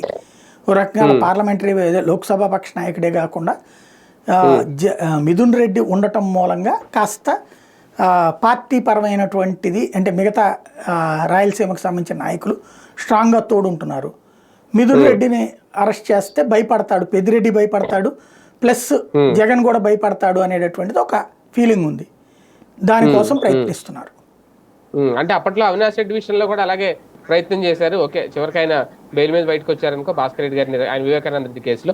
ఇది కూడా అలాగా వెంటాడి ఇందులో ఏమైనా త్వరలోనే అరెస్ట్ ట్రై చేస్తూ ఉంటారు. అది నడుస్తూనే ఉంటుంది. 5 ఏళ్ల లోపు ఒక్క 10 రోజులన్నా చేస్తే రెడ్ బుక్ సంతృప్తి, అట్లాగే వాళ్ళ కార్యకర్తల సంతృప్తి నడుస్తుంది. ఇవన్నీ జగన్ భయపెట్టడానికి అంతే కదా. జగన్ భయపెట్టడమే కాకుండా వైసీపీ ఇక లేదని చెప్పే ప్రయత్నం అనమాట. శాంతం ఇంకా తొక్కేసే ప్రయత్నం. రైట్. ఇదే టైంలో రేపు బడ్జెట్ ప్రవేశపెట్టబోతున్నారు. బడ్జెట్ ముందు ఒక క్లారిటీ ఏమన్నా ఇస్తుందా రాష్ట్ర ప్రభుత్వం పథకాల విషయంలో? ఈసారి బడ్జెట్ లో కేటాయింపులను బట్టి సూపర్ 6 విషయంలో కానీ, లేదంటే కొన్ని హామీల విషయంలో ఒక క్లారిటీ రాబోతుందా? ఒకటి నిన్న వార్త అనుకుంటా మనమే మాట్లాడుకున్నాం. ఎలాగ కన్విన్స్ చేస్తారంటే వార్త ఇంకా 3 మిగిలి ఉన్నాయి, 3 ఇచ్చేస్తున్నారు. ఏం 3 మిగిలి ఉన్నాయి అంటే బస్సులు ఫ్రీ, అట్లాగే తల్లికి వందనం రైతులకి ఇచ్చేస్తే అయిపోయినట్టు. మరి ఏమేమి ఇచ్చేసారా 3 సూపర్ 6లో అంటే పెన్షన్ పెంచేశారు, అన్న క్యాంటీన్ పెట్టేశారు, గ్యాస్ బండ్ ఇచ్చేశారు. కాబట్టి అయిపోయినట్టే. అంటే సూపర్ 6ని మార్చేశారు వీళ్ళు. ఒరిజినల్ సూపర్ 6 ఏంటి? నిరుద్యోగ భృతి మహిళలకు 1500 రూపాయలు. దాని ప్లేస్లో వీళ్ళు అన్న క్యాంటీన్ పింఛను రాసేశారు తెలివిగా. కాబట్టి 6 అమలు చేసేసినట్టే అని రాసేశారు అనమాట. ఈ 3 అయిపోతే అయిపోయినట్టే అనేసి. కాకపోతే అన్ని ఇచ్చినోడే ఓడి కూర్చున్నాడు. ఇప్పుడు ఇవ్వకపోతే పీకేదేంటి సహజంగా చెప్పాలంటే? అదే వీళ్ళ ధైర్యం. ప్రస్తుతం ఈ ఏడాది ఎండింగ్ లోపు మొదట్లో తల్లికి వందనం వేస్తారు. అంటే తల్లికి వందనం కాదు, రైతులకి ఫస్ట్ ఇది వేస్తారు డబ్బులు. తల్లికి వందనం వచ్చేటప్పటికి దీనికి ఉంది కదా, మన జూలైలోను ఆగస్టులోనే వేస్తారు. స్కూల్ తెరిచేది జూన్ ఎండింగ్లో కదా, అకాడమిక్ ఇయర్లో వేస్తారు. అదే సందర్భంలో ఈ 2 వేసి బస్సులు ఫ్రీ వచ్చేటప్పటికి మేబీ నేను అనుకోవడం డిసెంబర్లోనే జనవరిలో చేస్తారేమో చూడాలి. ఏడాది చివరి వరకు అలా చేసి ఆ మిగతా 2 వచ్చే ఏడాది ఒకటి, ఆ చివరి ఏడాది ఒకటి ఇస్తారనుకుంటున్నా. నిరుద్యోగ భృతి కానీ పింఛన్ కానీ, అదే మహిళలకి 1500 కానీ. 6 నెలల ముందు. ఈ బడ్జెట్ విషయం ఒక ఎత్తు అయితే, ఈ 8 నెలల పాలనకు సంబంధించి ఆయనకి వాళ్ళే, లేదంటే వాళ్ళ పార్టీ చేసుకున్న రివ్యూలో అంటే ఇక్కడ అర్థం కానిది ఏంటంటే, ఆయన చెప్పిందే మనం కూడా మన 2.0లో మాట్లాడుకున్నాం. ఫైల్స్ విషయంలో కంప్లీట్ గా ఫెయిల్యూర్ అనేది అధికారులు ఫెయిల్యూర్ చూపించారా, లేదంటే మా ప్రభుత్వం ఫెయిల్ అయ్యింది అని ఇండైరెక్ట్ గా చెప్పారా? ఆ శాఖలకు సంబంధించి ఎన్ని ఫెయిల్ పెండింగ్ లో ఉన్నాయి అనేది ఒక లెక్క కూడా చూపించారు. అలా అనుకుంటే 8 నెలల పాలన సక్సెస్ అయినట్ట, అట్టర్ ఫ్లాప్ అయినట్ట, హిట్ అయినట్ట? ఇప్పుడు జరిగితే నా గొప్పతనం, ఫెయిల్ అయితే కిందోడు గొప్పతనం. బేసిక్గా ఒకటే, 90% ఫైళ్ళు ఫైనాన్స్ ఇష్యూస్తోనే ముడిపడి ఉంటాయి. ఇప్పుడు రేషన్ కార్డు కావాలని అప్లై చేయమన్నారు, చేశారు. ఆ ఫైల్ పెండింగ్ ఉందంటే ప్రభుత్వం కనుక ఏమయ్యా ఏంది రేషన్ ఫైల్ పట్టుకొచ్చేయండి అంటే వెంటనే పట్టుకొస్తాడు సదర్ సెక్రటరీ. తెలీదు వాళ్ళకి. ఫైనాన్స్తో సంబంధం లేని ఫైల్ ఏముంటాయండి? ట్రాన్స్ఫర్లు, లేకపోతే కనుక రిక్రూట్మెంట్లు, ఇవి. దాన్ని వాళ్ళు ఎందుకు దాచుకుంటారు? మిగతా అవన్నీ ఈవెన్ రిక్రూట్మెంట్లకు మళ్ళీ ఫైనాన్స్తో ముడిపడి ఉంది. ట్రాన్స్ఫర్ల ఫైల్ ఒక్కటే వాటితో సంబంధం లేనిది, లేదా ఊరు పేరు మార్పు, సందు పేరు మార్పు, ఇవి తప్పించి మిగతా ప్రతి ఒక్కటి ఫైనాన్స్తో ముడిపడి ఉండేది. ఉమ్, 90-95% ఫైనాన్స్తో ముడిపడి ఉండేది. ఉమ్, కాబట్టి ఆ ఫైనాన్స్ ఇప్పుడు ఫర్ ఎగ్జాంపుల్ ఒక దాన్ని ఏమంటారు, ఇరిగేషన్ శాఖ ఒక ఫైల్ ఉందనుకోండి. ఉమ్, నిన్న ఏదో రాశారు వెలుగొండ ప్రాజెక్టు, దాంట్లో ఇంకా ఆలస్యం అవడం నాకు చాలా ఆవేదన కలిగిస్తుందని బాధపడ్డారు. ఇరిగేషన్ ప్రాజెక్టుల విషయంలో ఆలస్యాన్ని జాప్యాన్ని సహించనన్నారు అని. ఉమ్, సరే, సాధారణంగా తటస్థులకు వచ్చేటప్పుడు అసలు బాబు గారు ఎంత మనస్ఫూర్తిగా ఫీల్ అవుతారో రా అని అనిపిస్తుంది. అవును. సరే, మనలాంటి వాళ్ళకి వచ్చేటప్పటికి పేపర్లలో పనిచేసి ఉన్నాం కాబట్టి దాని వెనకాల ఉన్న మతలబు అర్థమవుతుంది. ఉమ్, సరే, వ్యతిరేకులు తిట్టిపోస్తారు. ఇందులో చిన్న మతలబు ఏంటి? ఉమ్, ఎన్నేళ్ల నుంచి అయింది సాగునీటి ప్రాజెక్టులు? ఉమ్, ఏ ప్రాజెక్టు పూర్తయింది? తెలుగుదేశం టైంలో పూర్తయిన ఏకైక ప్రాజెక్ట్ అది ప్రాజెక్ట్ కాదని వాళ్ళే చెప్పారు, పట్టిసీమ. అది తప్పించి ఏది ప్రాజెక్ట్? అది కూడా ప్రాజెక్ట్ కాదే. ప్రాజెక్ట్ అంటే ఏంటి? ఓ చోట నీటిని నిల్వ చేయటం. అవును, నీటిని నిల్వ చేసి ఆ నీళ్ళని కాలువల ద్వారా వాటి ద్వారా పంటలకి వదలడం, సాగునీటికి. ఇది ప్రాజెక్ట్ కాదే. అది ఆల్రెడీ ఉన్న కాలువల్లో పోలవరంలో నీళ్లు తీసుకొచ్చి ఇటు పొయ్యడం. అవును, సింపుల్ బైపాస్ చేయటం, ఎత్తిపోయడం. ఎత్తిపోతల పథకం. దానికి కూడా సరే ప్రాజెక్ట్ అన్నారు, బాగానే ఉంది, నడిచింది. అదొకటి వీళ్ళ హయాంలో. టోటల్ తెలుగుదేశం పుట్టినప్పటి నుంచి 40 ఏళ్లలో వాళ్ళంతటా వాళ్ళుగా పూర్తి చేసిన ప్రాజెక్ట్ పెట్టి ప్రకటించి అదొక్కటి. అవును, అది కూడా పోనీ ఏమన్నా కొత్తగా ఆయకట్టిచ్చే ప్రాజెక్టా? కాదే. ఆల్రెడీ ఉన్న ఆయకట్టు స్థిరీకరణ ప్రాజెక్ట్ అది. అంటే అంతే. కృష్ణా డెల్టాకి ఎప్పుడూ నీళ్ళు వస్తుంటాయి. నీళ్లు ఈ పైన ఆల్మట్టి కట్టినప్పటి నుంచి నీళ్లు డౌన్ అయిపోయినాయి. దానికి బదులుగా ఈ మున్నేరు, తమ్మిలేరు, రామిలేరు ఇట్లాంటి వాగుల నుండి వచ్చే నీళ్లు ప్రకాశం బ్యారేజ్ దగ్గరకు వచ్చి సముద్రంలో కలిసిపోతాయి. ఇలా కలవనీయకుండా పులిచెంతలు కట్టారు, అక్కడ స్టోరేజీ. ఆ స్టోరేజీ వాటర్ని, అది పులిచెంతలు అనే పేరు రాజశేఖర రెడ్డికి వెళ్తుంది కాబట్టి ఆ పేరు కాకుండా ఇక్కడ పట్టిసీమ తీసుకొచ్చి గోదావరి నీళ్లు ఇక్కడ పోయటం అంతే. ఇక్కడ కృష్ణ నీళ్లు రాని టైంలో గోదావరి నీళ్లు ఇటు పోయడం. అదే 13.5 లక్షల ఎకరాలకే నీళ్లు రానప్పుడు పోయడానికి ఇది అంతే. కొత్త ఆయకట్టు ఏం లేదు. ప్రాజెక్ట్ అనేది కొత్త ఆయకట్టుతో ముడిపడి ఉంటుంది. కొత్త ఆయకట్టు పట్టిసీమతో ఏం లేదు కదా. ఈ 40 ఏళ్లలో ఇతను వచ్చినప్పుడు రాజశేఖర రెడ్డి గతంలో వీళ్ళే తిట్టినటువంటి పోతిరెడ్డిపాడు, దానివల్ల కొత్త ఆయకట్టు వచ్చిందిగా. లేకపోతే గండికోట, గండిపేట, గండికోట అంటే అటుపక్కంది అనుకుందాం, పోనీ గండిపేట అంటే గండికోట, ఇట్లాంటి రకరకాలు ఉన్నాయి కదా. వీటిట్లలో కొన్ని పూర్తయినాయి, కొన్ని పూర్తి కావాల్సినవి ఉన్నాయి. బట్ అసలు సాగునీటి ప్రాజెక్టులు అంటూ సీరియస్గా తీసుకున్నాడు ఎవడంటే ఆంధ్రలో ప్రతి ఒక్కడికి తెలుసు ఎవరని. రాజశేఖర రెడ్డి. ఆ తర్వాత దాన్ని కంప్లీట్ చేశారా? పోనీ ఆ తర్వాత వచ్చారు కదా వీళ్ళు 5 ఏళ్ళు. ఏదన్నా పూర్తయిందా? లేదు కదా. ఇప్పుడు రేపు పోలవరం పూర్తవుతుంది, అయిపోద్దా ఈ టర్మ్ లో? అయిపోతుంది ఖచ్చితంగా, ఎందుకంటే కేంద్రం సీరియస్ గా తీసుకుంది కాబట్టి. అవును, అది పూర్తయితే అది పోనీ రాష్ట్రందా వీళ్ళ ప్రభుత్వందా? కాదు, కానీ అది క్లెయిమ్ చేసుకుంటారు ఖచ్చితంగా. అది నడిచేది. కానీ పోలవరం విషయంలో ఈ కూటమి ప్రభుత్వం వచ్చిన తర్వాతే కాస్త శరవేగంగా నిధులు కూడా విడుదలవడం, ఆ నిర్వాసితులకు కూడా ఆ సెటిల్మెంట్లు చేయడం, ఇవన్నీ ఇప్పుడే జరిగిందేమో. లాస్ట్ టైం జరగకపోవడానికి కూడా మరి కారణం ఏంటి? ఖచ్చితంగా అప్పట్లో ప్రాబ్లం ఏంటంటే ఆ ప్రభుత్వం అధికారంలోకి వచ్చింది 2019లో, 2020లో ఆ డయాఫ్రమ్ వాళ్ళు కూలిపోయింది. అవును, కూలిపోయాక ఇంకేం చేస్తారు అక్కడ? ముందు అది కట్టాలి. అది కట్టాలి అంటే అప్పుడే కరోనా 2 years. అవును, ఆ టైంలో అయిపోయింది. ఈలోపు ఏం చేశారు? అలా గేట్లు అవన్నీ కట్టేశారు. 6,000 కోట్ల పనులు అయినాయి జగన్ హయాంలో, మిగతా ఆగిపోయినాయి. ఎందుకంటే ఈ డయాఫ్రమ్ వాళ్ళు కట్టకుండా ఇదేం కట్టలేరు. రెండవది, నిర్వాసితులు డబ్బులు కట్టకుండా డయాఫ్రమ్ వాళ్ళు కట్టే ఉపయోగం లేదు, అంటే మిగతాది ప్రాజెక్ట్ కట్టే ఉపయోగం లేదు. ఇంకోటి 45 అడుగులు కట్టాల్సిందేనని జగను 41.5 దగ్గర సర్దుకోమని వాళ్ళు, పోనీ 41.5 కన్నా ఓకే చేసేలోపు ఈలోపు గవర్నమెంట్ అయిపోయింది. 2 ఏళ్ళు వాళ్ళకి కరోనా కారణంగా లేచిపోవడం వాళ్ళకి నష్టం. దానికి తోడు ఆ 2 ఏళ్ల తర్వాత ఇది పూర్తి చేయడం ఇదంతా. ఇప్పుడు ఇక్కడ వీళ్ళే ఉంది, ఇంకేముంది, రేపు వారమే బిగిన్ చేసేస్తున్నాను ఇప్పటికీ రాసి ఇప్పుడు వదిలేశారు. ఎందుకంటే అది దాన్ని ఏమంటారంటే 4 తండ్రుల బిడ్డ. అది ఓ పక్కన పోలవరం అథారిటీ, ఓ పక్కన ఇరిగేషన్, సెంట్రల్ ఇరిగేషన్ సిడబ్ల్యూసి, ఇంకో పక్కన విదేశీ నిపుణుల బృందం, ఇంకో పక్కన మధ్యలో కన్సల్టెంట్ల బృందం. నలుగురు, ఒకడేమో గోడ సిమెంట్తో కడదామంటే, ఇంకోటేమో మట్టితో కడదామంటాడు, ఇంకోటేమో ప్లాస్టిక్తో కడదామంటాడు. ఈ మూడిట్లో ఏది కరెక్ట్ అని చెప్పేసి మళ్ళీ జలవనరుల శాఖ అంటాడు, జలశక్తి శాఖ అంటాడు. వాడు ఏది చేయాలో వాడు డిసైడ్ చేస్తుంటే ఈడు అసంతృప్తి అంటాడు, ఆడ అసంతృప్తి అంటాడు. సాగు అయిపోతుంది అక్కడ. అందుకని ఇదివరకు మళ్ళీ లేదు. ఇదివరకు అయితే వారం వారం సమీక్ష ఇదంతా చేసి చంద్రబాబు గారు సైలెంట్ అయిపోయారు. ఎందుకు? సావనీయాలు చేశాక ఎట్లా మనకే వస్తుంది అనేది.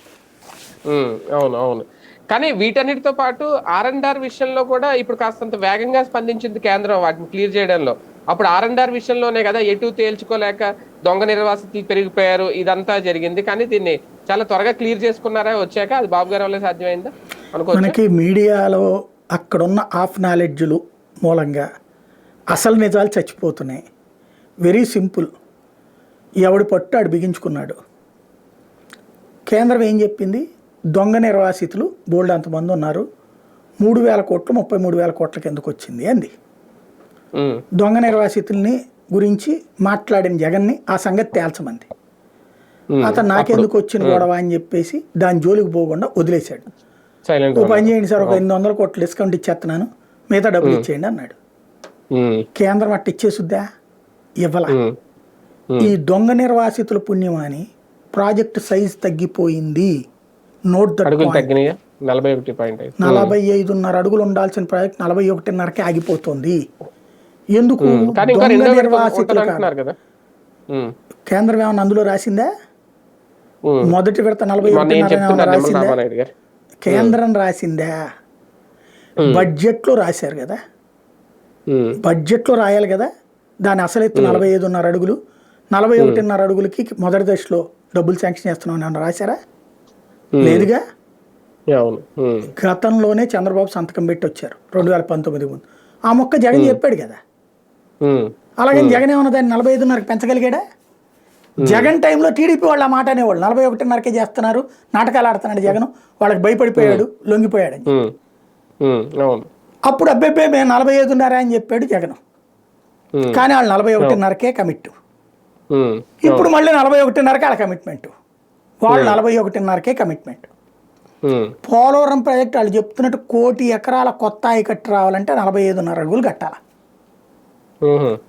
లేదు అంటే అది ఎత్తిపోతలకు ఎక్కువ, మామూలు ప్రాజెక్టుకి తక్కువ. వాస్తవంగా వీళ్ళేం లెక్కేస్తున్నారంటే దాన్ని ఇక 41.5కి మించి వాళ్ళు కట్టరు. ముందు అది కట్టేసేస్తే దాంతో రకరకాలు, ఇప్పుడు బనకచర్లకి నీళ్ళు ఫండింగ్ అనినో, లేకపోతే కనుక ఇప్పుడు గోదావరిలో పైన కట్టిన 2 ఎత్తిపోతలు కట్టారు కదా, వాటిట్లలోకి నీళ్లు పంప్ చేసేద్దాంలే ముందు అని సర్దుకుంటున్నారు వీళ్ళు. ఇక్కడ ఎందుకు ఎత్తు తగ్గిందంటే 2 కోణాలు.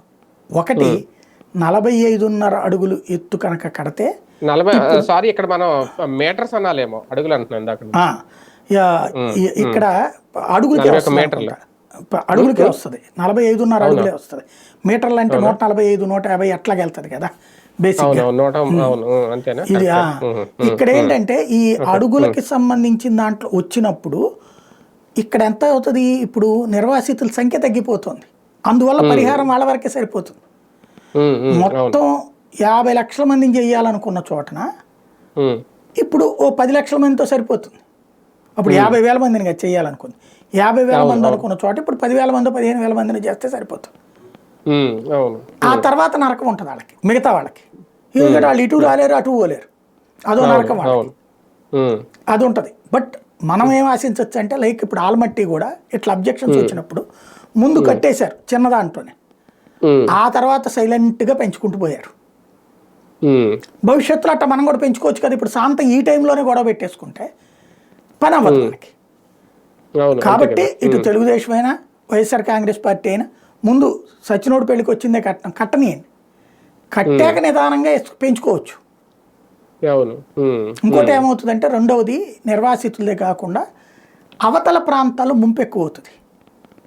ఛత్తీస్గఢ ఇతర ప్రాంతాల్లో వాళ్ళను ఒప్పించడం అనేది మళ్ళీ పెద్ద తతంగం. కాబట్టి అక్కడ కేంద్రం వెనకడుగేస్తుంది అనమాట. ఒక రకంగా 5,000 కోట్ల రూపాయలు అంటే ఇప్పుడు సగమే విడుదల చేసినట్టున్నారు. ఇది కూడా మొదటి విడత నిర్వాసితులకు ఆర్ఆర్ ప్యాకేజ్ లో అమౌంట్ ఎంత అవసరమైతే అంతా వేస్తూనే ఉంటారండి వాళ్ళు. టోటల్గా ఇంకా అంటే మొన్న 12,500 రిలీజ్ కోట్లు ఇస్తారు అదే కన్స్ట్రక్షన్ మొన్న ప్లస్ చెప్పింది మాత్రం R&R 5,000 కోట్లు. కలిపి. అదేమి దాంట్లో మనం అసలు లెక్క ఎక్కర్లా, బడ్జెట్తో కూడా సంబంధం లేదు అది. దాని డబ్బులు అవి వచ్చేస్తుంటాయి. ఇరిగేషన్లో అది కామన్ కాంపౌండ్ అనమాట. ఇప్పటికీ చంద్రబాబు టైంలో 12,500 కోట్లు ఇస్తే జగన్ టైంలో 6,500 కోట్ల దాకా ఖర్చు పెట్టారు. టోటల్గా ఇంకొక 12,500 కోట్లు ఇవ్వడానికి ఒప్పుకున్నారు. దాంట్లో కాకపోతే ఒక దౌర్భాగ్యం ఏంటంటే నిర్వాసితుల జీవితం చూస్తే నరకం అనమాట. వాళ్ళకి ఇచ్చిన డబ్బులు స్వల్పమే, సరే అదేమంటే లక్షల్లో అనిపిస్తుంది చూడటానికి. కానీ ఏడాది మొత్తం మీద అద్భుతంగా పంట పండేటటువంటి చోట్ల 5 లక్షలు 6 లక్షల చేతిలో పెడితే ఏమవుతుంది? అంతే కదా. నెంబర్ 1. రెండోది వాళ్ళకి కట్టించిన ఇళ్ళు మన దాన్ని ఏమంటారు, లేబర్కి ఇచ్చేటటువంటి ఉచిత ఇళ్ళు ఉంటాయి చూడండి, ఏది 48 అడుగులు 50 అడుగులు 50 గజాలు ఆ టైప్ ఇల్లు కట్టించి ఇచ్చారు. సెంటున్నర ఇల్లు వాళ్ళకి కట్టించి ఇచ్చింది. అది కూడా వాళ్ళకి చాలా చీప్ రేట్లో కట్టించి ఇచ్చారు. మంచి క్వాలిటీ ఇళ్ళు ఏం కట్టించలా. మంచి ఇళ్ళు కట్టించివ్వడం అనేది బాధ్యత. ఓ డబుల్ బెడ్రూమ్ ఇల్లు కట్టించిస్తే తలకు 100 గజాల్లో ఓ బాధ్యతగా ఉంటుంది. కనీసం 15-20 లక్షలు పడుతుంది. అట్టేం చేయలే.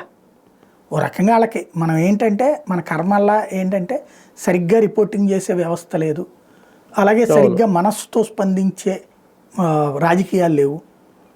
ముందు నా జరిగే మంచికి నా పేరు రావాలి, నా బ్రాండ్ కావాలా, సత్యవాడేదో ఆడి చావేదో ఆడి చావని అనే టైప్లో రాజకీయం నడుస్తుంది. వార్తలు రాసేవాళ్ళు కూడా ఏదో పార్టీకి తాబేదారులుగా రాసుకుంటూ బతికేస్తున్నారు అంతే. అంతే సార్. ఇదే టైంలో పవన్ కళ్యాణ్ గారు ఈ వారంలో ఒక రకంగా చాలా ట్విస్ట్లే చూసాం. ముందేమో ఆయనకి హెల్త్ బాగాలేదని కాసేపు స్పాండిలైటిస్ అన్నారు. తర్వాత సడన్ గా ఆయన తీర్థయాత్రల దర్శనం దక్షిణాది ఆలయాలు సందర్శించుకోవడానికి వెళ్తున్నారు అన్నారు. సనాతన ధర్మాన్ని కాపాడడానికే మా నాయకుడు దీక్ష తీసుకున్నాడని వాళ్ళు అన్నారు. అంటే అసలు ఏం జరుగుతుంది? పవన్ కళ్యాణ్ గారు లేదంటే జనసేన ముందేమో జన సైనికుల్లో ఒక అసంతృప్తి మొదలయ్యి అది జనసేన నాయకుడి వరకు పవన్ కళ్యాణ్ వరకు వెళ్ళిందా? అందుకే ఈ యాత్రల రాజకీయ కోణంలో అసలు దీన్ని చూడడానికి ఉందా లేదా? ఫస్ట్ ఆయన మనసులో అయితే ఏదో ఉంది, వ్యక్తిగతంగా ఏదో ఫీల్ అవుతున్నాడు, అది బయట పెట్టట్లేదు. ఎప్పుడో బరస్ట్ అవుతాడు. అది మేబీ రేపు పొద్దున దాన్ని ఏమంటారు వాళ్ళ ఆవిర్భావ దినోత్సవం రోజున ఏమన్నా బరస్ట్ అవుతాడేమో తెలియదు. ప్రస్తుతానికైతే ఆయన్ని కన్విన్స్ చేసే ప్రయత్నం ఏమీ తెలుగుదేశం చేయట్లేదు, చంద్రబాబు గారిని బుజ్జగించే ప్రయత్నం ఏం చేయట్లేదు. అదే సందర్భంలో ఆయన ఎక్స్పెక్ట్ చేస్తుంది ఏంటో ఆయన ఎక్స్ప్రెస్ చేయట్లా. మరి వాళ్ళకి ఆయనకి ఏమన్నా బాబు గారికి ఏమన్నా ఎక్స్క్లూజివ్గా ఎక్స్ప్లెయిన్ చేశాడు, లేదా బాబు గారిని నన్ను అర్థం చేసుకుని నాకు అనుగుణంగా చేయాలనుకుంటున్నాడు. ఇప్పటికే మా వాడు చాలా వంగి పని చేసి పెట్టాడని వీళ్ళు ఫీల్ అవుతున్నారు. మా వాళ్ళని అధికారంలోకి వచ్చి మీరు ఎట్లా ఫీల్ అవుతారని వీళ్ళు ఫీల్ అవుతుంటారు. బేసిక్గా అది పక్కన పడేస్తే ఎవరి నాయకుడు వాళ్ళకే దేవుడు. పవన్ కళ్యాణ్ ఏమి తెలుగుదేశం వాళ్ళకి దేవుడు కాదు, చంద్రబాబు నాయుడు ఏం జనసేన వాళ్ళకి దేవుడు కాదు. పవన్ కళ్యాణ్ ఒకటి కొంత అసంతృప్తి అయితే ఉంది. అతను ఎక్స్ప్రెస్ చేసిన లా అండ్ ఆర్డర్ గురించి ఎక్స్ప్రెస్ చేసిన పిఠాపురంలో ఒకటి, అంతకుముందు ఒకసారి కదా, దాని మీద ఏమైనా పరిష్కారం అయిందా? ఏమవుతుంది పరిష్కారం? లా అండ్ ఆర్డర్ అనేది it is a regular process. జనాలందరూ ఏ నేరం చేయకుండా ఎవడు ఉండడు. మందు తాగడం, గంజాయి తాగడం, ఇలాంటి దరిద్రపు అలవాట్లన్నీ ఉండి అలవాటు లేకపోయినా నేరాలు చేసేవాడు బోల్డ్ అంతమంది. దొంగతనం చేసేవాడు మందు తాగి దొంగతనం చేస్తాడా? మర్డర్ చేసేవాడు మందు తాగినే చేస్తాడా? చెయ్యాలనుకున్నాడు ఏదైనా చేస్తాడు. దాన్ని నేరాన్ని నేరంగా చూడాలా. నేరంలో మనం చెయ్యగలిగేది ఏంటంటే వ్యవస్థ ఒకటి భయం పుట్టించాలా.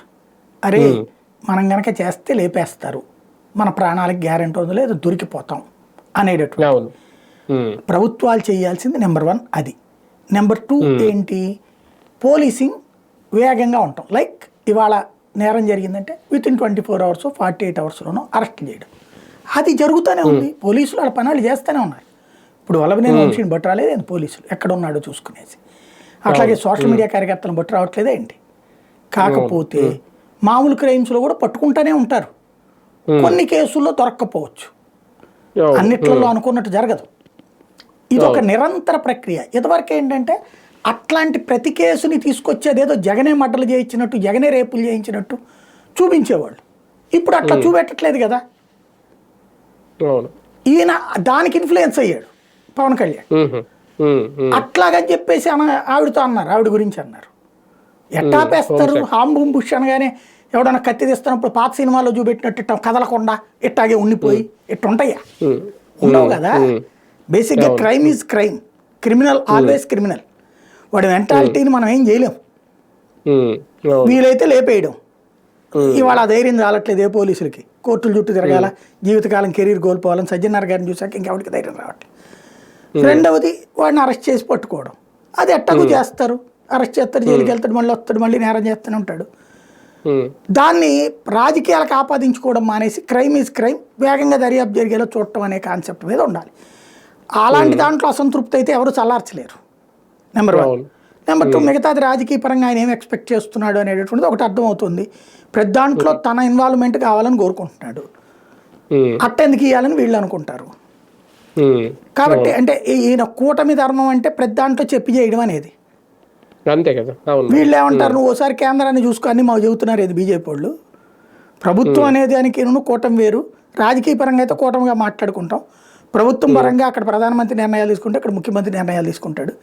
ఎవడు ఆడిదే ఏడీవీడి అని ఎవడు గోల ఆడిదే అట్ట ప్రతి నీకు చెప్పేందుకు చేస్తామనే రూట్లో వీళ్ళు ఉంటారు. కాబట్టి అదంతా భవిష్యత్తులో ఏదైనా అయినా ఏం జరిగేది ఏమీ కాదు, ప్రభుత్వానికి ఏం డోకా లేదు. ఇంకొకటి ఏంటంటే ఏమన్నా ఫ్యూచర్లో అయితే గీతే ఇప్పుడు తర్వాత మళ్ళీ ఆ ప్రాబ్లం రాకుండా ఏం చేశారు, చంద్రబాబు ఫోన్లో మాట్లాడాడు, స్పందించలేదు అన్నారు. మరి మాట్లాడారేమో ఈ 2 రోజులు మనకి తెలియదు. అదే ఇప్పుడు ఏమన్నా ఈ 2 రోజులు ఏమన్నా మాట్లాడారో మనకి తెలియదు. మళ్ళీ ఎప్పుడో అన్యాపదేశంగా చెప్పడమే జరుగుతుంది. ఇది నెంబర్ 2. నెంబర్ 3 వచ్చేటప్పుడు రాబోయేటటువంటి రోజులలో మళ్ళీ ఏం లేదు నేను బాధ్యతగానే ఉన్నానని చెప్పడం కోసం పార్లమెంట్ స్థాయి కన్వీనర్లను వేసేసి తెలుగుదేశం పార్టీ ఎమ్మెల్సీ ఎలక్షన్లో పనిచేసి పెట్టండి, వాళ్ళకి ఓట్లు వేయించి పెట్టండి అని చెప్పి పవన్ కళ్యాణ్ ఒక ఆదేశం ఇచ్చాడు. దాంతోపాటుగా సమీక్షలన్నీ చూడమని చెప్పి నాదెండ్ల మనోహర్కి అప్పచెప్పాడు. కాబట్టి పార్టీ యాక్టివిటీ పార్టీల పరంగా మా ఇద్దరి మధ్యన ఎలాంటి గ్యాప్ లేదని చూపించే ప్రయత్నం కూడా చేస్తున్నాడు. కాబట్టి వ్యక్తిగా తనకుండే ఫీలింగ్ ఈజ్ డిఫరెంట్, ఇది డిఫరెంట్. కూటమికి ఏ డోకా లేదు.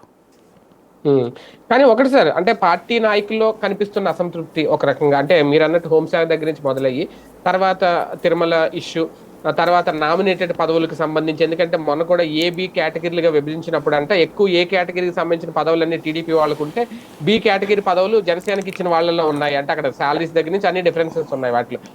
ఇవన్నీ కూడా ఇప్పటి వరకు కూడా స్టిల్ మొన్నటి వరకు కూడా ఇవన్నీ మొన్న ఆయన అక్కడ ఉన్నప్పుడు డిప్యూటీ సీఎం ఈ గొడవలు రావడం, తర్వాత దానికి ఒక లేఖ రూపంలో స్పందించారు. ఆయన కూడా డైరెక్ట్గా ఏం మాట్లాడలేదు.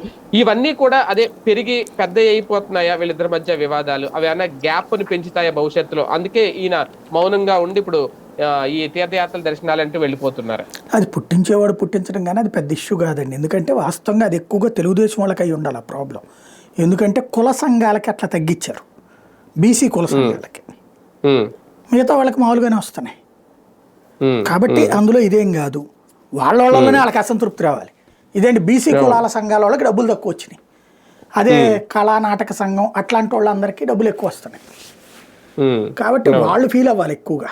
ఆ పదవుల్లో ఎక్కువగా ఉంది వాళ్ళు. వీళ్ళు ఎంతమంది ఉన్నారని 10% మంది కూడా లేరు, 10% మంది అంతే కదా. అదే సందర్భంలో ఇద్దరిది కలిపి 15% ఏమో ఉన్నట్టుంది బీజేపీ జనసేన కలిపి. కాబట్టి అంత వీళ్ళు ఫీల్ అవ్వాల్సిన పనే ఉంది, ఎక్కువగా ఫీల్ అవ్వాల్సిన తెలుగుదేశం వాళ్ళు. కాబట్టి అవి అనవసరపు వివాదాలు తప్పించి ఏముండదు. ఒకటి ఆయన మనసులో ఏముందో ఆయన చెప్పేదాకా మనం ఎక్కువగా ఊహించుకోవడం అనవసరం. ఎందుకంటే ఆయనకి ఏమీ ఆల్టర్నేటివ్ అనేటటువంటి ఉద్దేశం ఎట్లాగూ లేదు.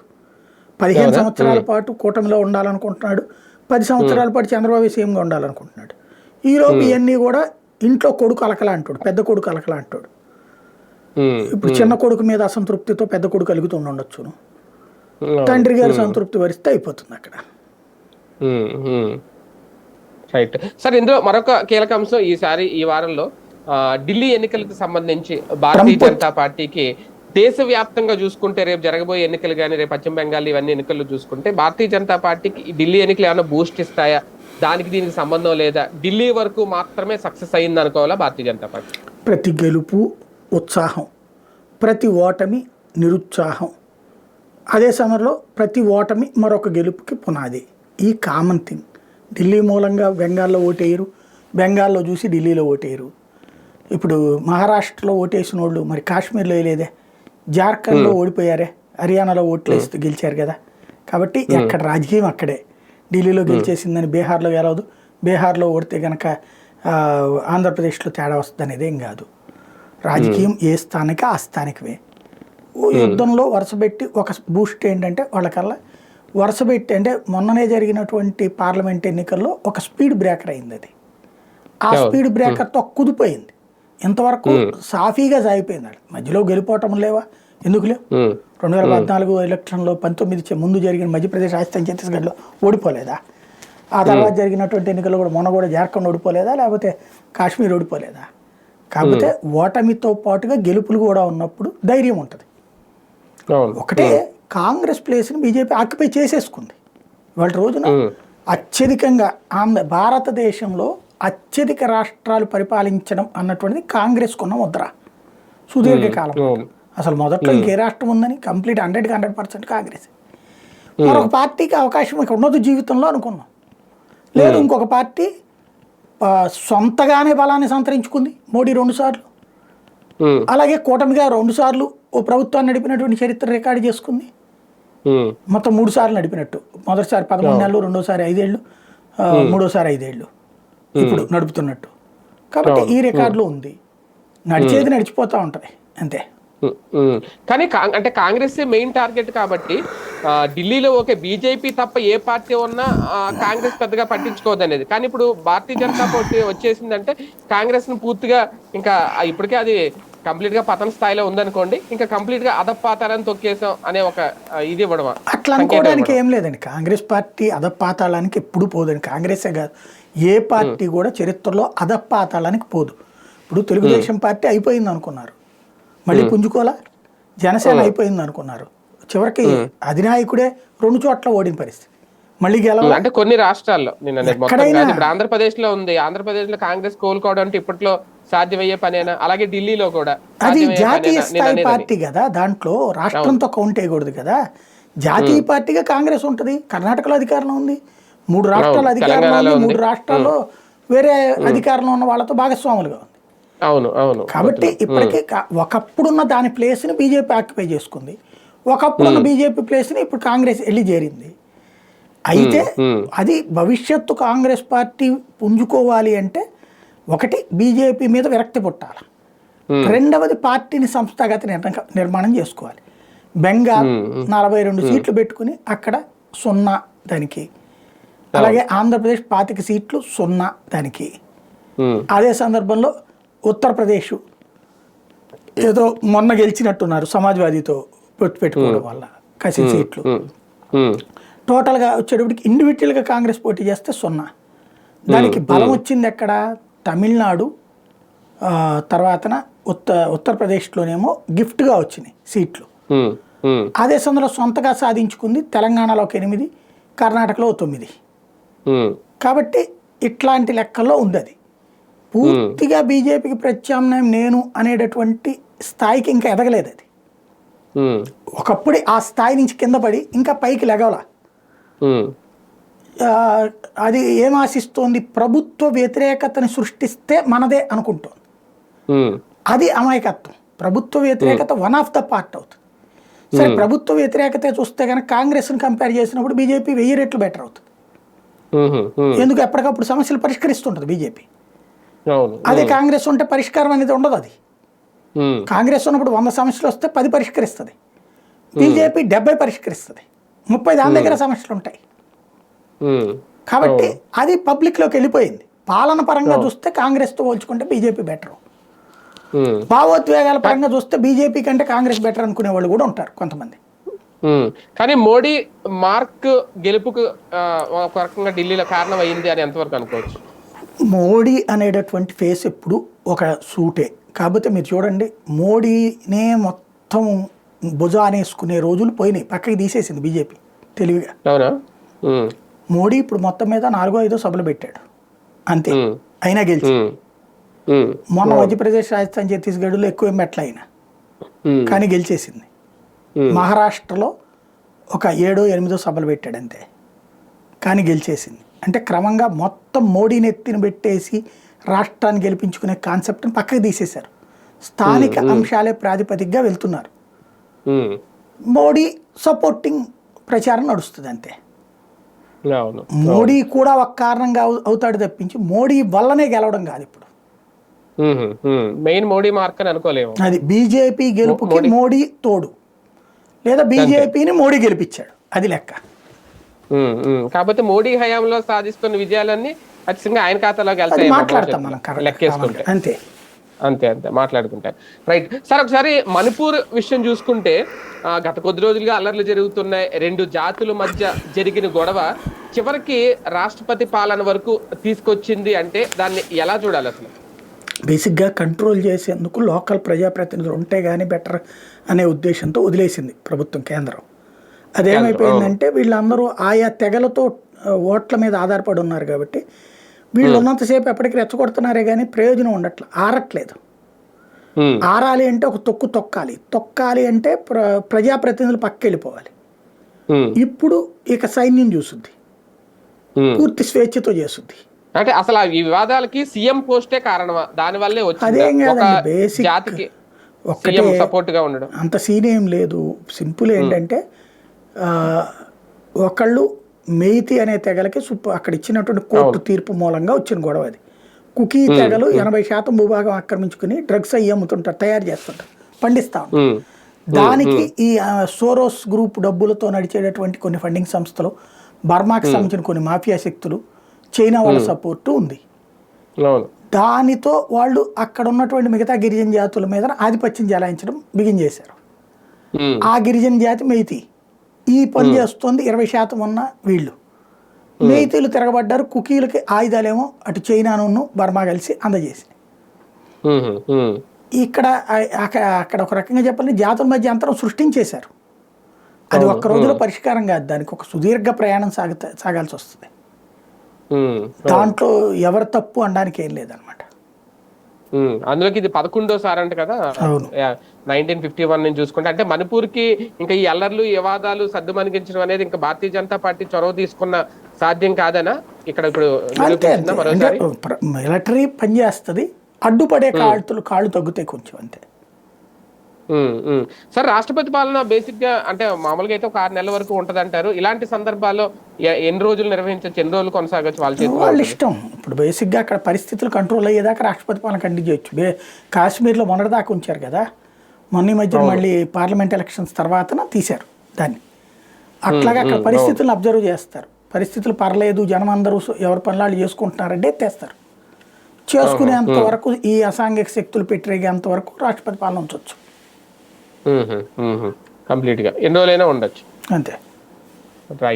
రైట్ చూద్దాం. మొత్తానికి ఆంధ్రప్రదేశ్ రాజకీయాలు ప్రస్తుతం అయితే చాలా ఆసక్తికరంగా సాగుతున్నాయి. ప్రధానంగా పవన్ కళ్యాణ్ గారి విషయంలో రేపు బడ్జెట్ సమావేశాలకి ఆయన వచ్చిన తర్వాత అక్కడ ఏం మాట్లాడతారు ఏంటి అనేది ఒకటి, అలాగే తర్వాత 12, 13, 14 తేదీల్లో పిఠాపురంలో నిర్వహించబోతున్న పార్టీ ఆవిర్భావ దినోత్సవ వేడుకలో ఒక క్లారిటీ ఇస్తారా అనేది ఒకటి, అలాగే వైఎస్ఆర్సీపీకి సంబంధించి ప్రస్తుతం టార్గెట్ రాజకీయంగా నడుస్తోందా, వలంనేని వంశీ అరెస్ట్ తర్వాత ఎవరిని అరెస్ట్ చేస్తారు అనే ఒక చర్చ అయితే నడుస్తుంది. దీని ద్వారా వైసీపీకి ఎంతవరకు డ్యామేజ్ అవుతుంది, లేదంటే దీనికి పార్టీకి ఎలాంటి సంబంధం లేదని జగన్మోహన్ రెడ్డి గారు తన పని తాను చేసుకెళ్ళిపోతారు. ఈ ఆసక్తికరమైన పరిణామాలన్నీ భవిష్యత్తులో ఎలా ఉండబోతున్నాయి, ఆంధ్రప్రదేశ్ రాజకీయాల మీద ఎలాంటి ప్రభావితం చూపిస్తాయి, వేచి చూడాల్సిన అంశం. ఇది వాళ్ళ వీకెండ్ విత్ జర్నలిస్ట్.